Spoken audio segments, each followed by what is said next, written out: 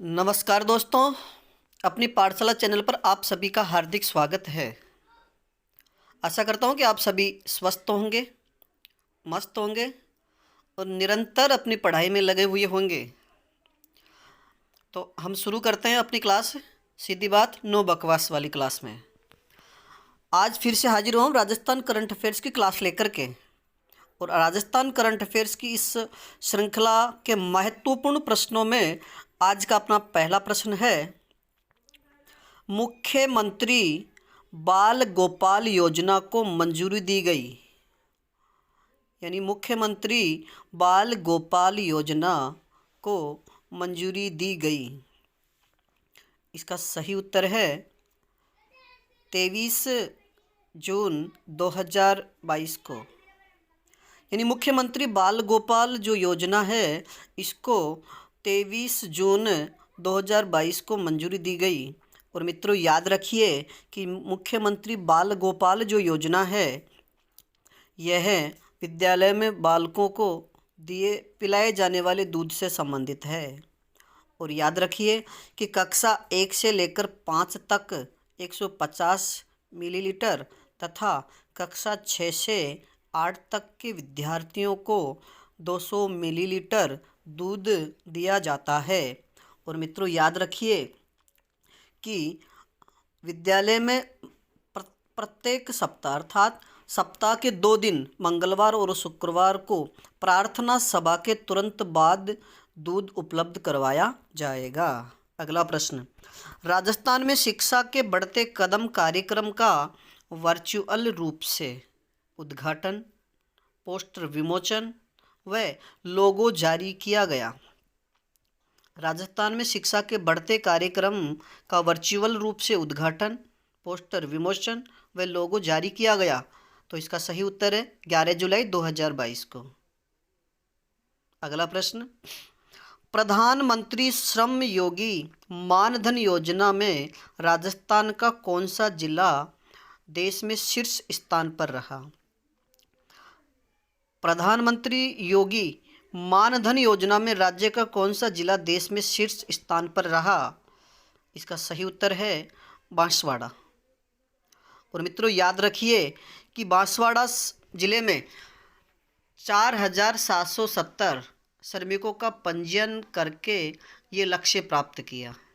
अगला प्रश्न, केंद्र सरकार की एग्री इंफ्रा फंड योजना के इस्तेमाल में राज्य का कौन सा स्थान रहा। यानी केंद्र सरकार की एग्री इंफ्रा फंड योजना के इस्तेमाल में राजस्थान का कौन सा स्थान रहा। तो इसका सही उत्तर है दूसरा। और मित्रों याद रखिए कि केंद्र सरकार की यह जो योजना है एग्री इंफ्रा फंड योजना, इसमें प्रथम स्थान किसका रहा। तो इसका सही उत्तर होगा मध्य प्रदेश। अगला प्रश्न, केंद्र सरकार के अर्बन रिफॉर्म्स शहरी सुधार प्रोजेक्ट में राजस्थान के कितने शहरों को शामिल किया गया। इसका उत्तर है 2। पहला शंभूपुरा कोटा व दूसरा रोहटपाली। यानी केंद्र सरकार की जो अर्बन रिफॉर्म्स प्रोजेक्ट शुरू किया गया है इसमें अपने कोटा शहर का शंभूपुरा और पाली का रोहट को शामिल किया गया है तथा देश के 8 शहरों का चयन किया जाएगा व एक शहर को 750 करोड़ रुपए अर्थात 750 करोड़ रुपए दिए जाएंगे।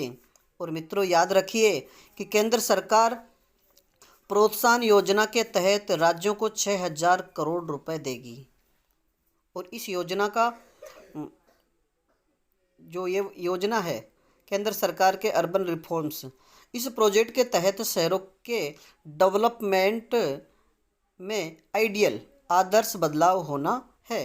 अगला प्रश्न, मातृत्व एवं शिशु मृत्यु दर को कम करने से संबंधित आंचल योजना की शुरुआत की गई। मित्रों याद रखिए कि आपसे ऐसे भी प्रश्न पूछा जा सकता है कि आंचल योजना का संबंध है तो इसका उत्तर होगा मातृत्व एवं शिशु मृत्यु दर से।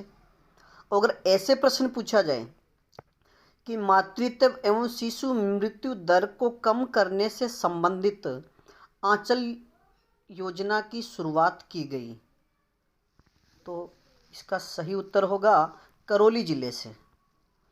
और याद रखिए कि करौली जिले के जिला कलेक्टर श्री अंकित कुमार सिंह ने इसका शुभारंभ किया।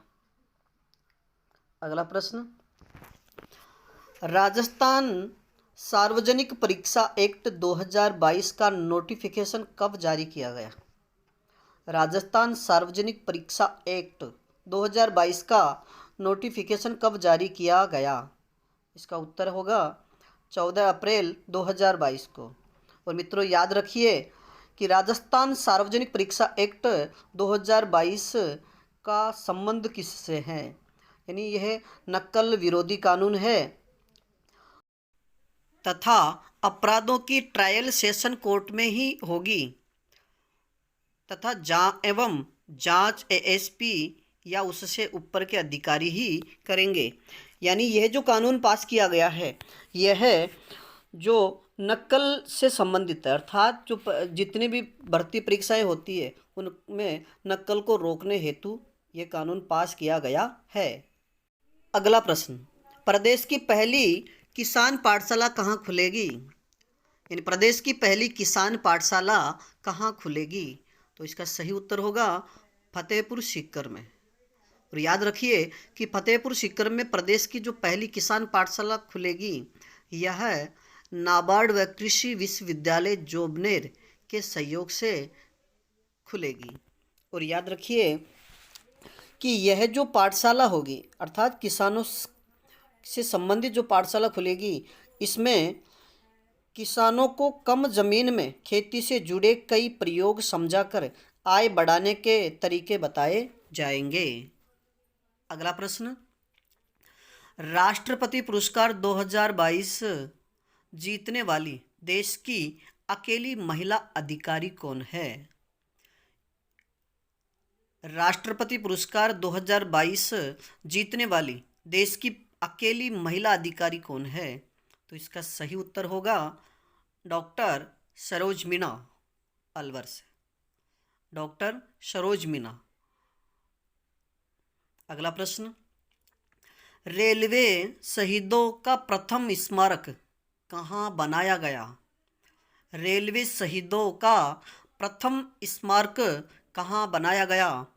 इसका सही उत्तर है गडरा रोड बाड़मेर में। अगला प्रश्न, फ्रांस में आयोजित पैराशूटिंग वर्ल्ड कप 2022 में 2 स्वर्ण जीतने वाली भारतीय खिलाड़ी कौन है? मित्रों, फ्रांस में जो अभी पैराशूटिंग वर्ल्ड कप 2022 आयोजित हुआ उसमें 2 स्वर्ण जीतने वाली भारतीय खिलाड़ी कौन थी? तो इसका सही उत्तर होगा अवनी लेखरा। और याद रखिए कि अवनी लेखरा का संबंध जयपुर से है तथा ये निशानेबाजी खेल से संबंधित है। आज का अगला प्रश्न, प्रदेश के सबसे बड़े सिटी पार्क का लोकार्पण कहाँ किया गया? प्रदेश के सबसे बड़े सिटी पार्क का लोकार्पण कहाँ किया गया? इसका सही उत्तर होगा मानसरोवर जयपुर में। मित्रों याद रखिए कि अपने राजस्थान का सबसे बड़ा सिटी पार्क जो मानसरोवर जयपुर में बनाया गया है इसकी शुरुआत कब की गई, यानी इसका उद्घाटन कब किया गया? तो इसका सही उत्तर होगा 21 अक्टूबर 2022 को। अगला प्रश्न, संसद भवन की छत पर लगाए गए राष्ट्रीय चिन्ह अशोक स्तंभ के निर्माता कौन थे? संसद भवन की छत पर लगाए गए राष्ट्रीय चिन्ह अशोक स्तंभ के निर्माता कौन थे? तो इसका सही उत्तर होगा लक्ष्मण व्यास। अगला प्रश्न, पश्चिमी राजस्थान में किस कुएं से भूगर्भीय ऊष्मा बिजली बनाई जाएगी। यानी पश्चिमी राजस्थान का वह कौन सा कुआं है जिससे भूगर्भीय ऊष्मा बिजली बनाई जाएगी? तो इसका सही उत्तर है रागेश्वरी कुआं, जो बाड़मेर में है। अगला प्रश्न, 108 बाइक एम्बुलेंस की शुरुआत की गई। 108 बाइक एम्बुलेंस की शुरुआत कहाँ की गई? तो इसका सही उत्तर होगा जोधपुर में।